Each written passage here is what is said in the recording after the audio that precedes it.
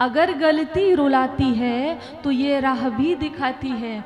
मनुज गलती का पुतला है, ये अक्सर हो ही जाती है। जो गलती करके पछताए उसे इंसान कहते हैं।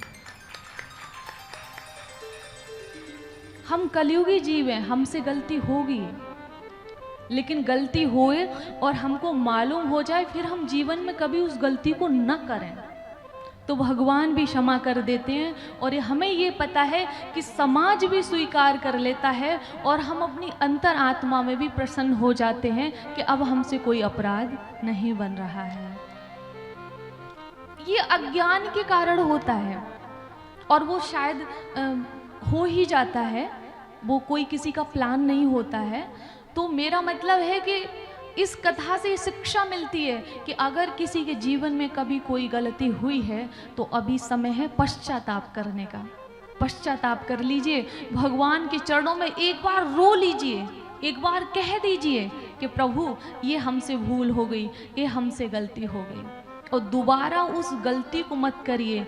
ये मैं आपको व्यासपीठ से भरोसा दिला सकती हूँ कि भगवान आपको क्षमा कर देंगे, ये भरोसा दिला सकती हूँ। बोलिए बांके बिहारी लाल की, राधा रमण सरकार की जय। तो आज जटायु जी का भगवान ने उद्धार किया, अपना धाम दिया, और हमें तो नहीं लगता है कि यहाँ पर कोई ऐसा है। मुझे तो ये लगता है कि सभी भक्त हैं, सभी वैष्णव हैं और सभी श्रद्धा भाव से सुन रहे हैं। और वैसे भी मैं हमेशा एक निवेदन करती रहती हूँ और ये खुद पे भी लागू करती हूँ कि किसी में गुण दोष मत देखो, और अगर देखने की आदत है तो अपने में दोष देखो और दूसरों में गुण देखो।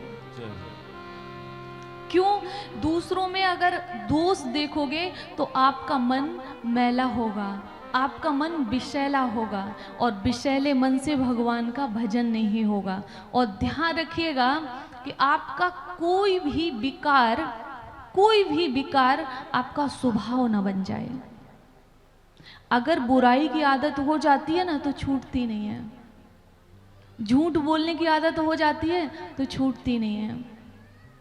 अगर हम कुछ नशीला पदार्थ लेते हैं उसकी आदत हो जाती है, लेकिन मुझे हम नहीं कहना चाहिए, ये कहना चाहिए जो लेते कि मैं थोड़ी करती हूँ, हम में तो मैं भी आगे। तो जो लोग नशीला पदार्थ लेते हैं तो वो लोग भी छोड़ नहीं पाते हैं।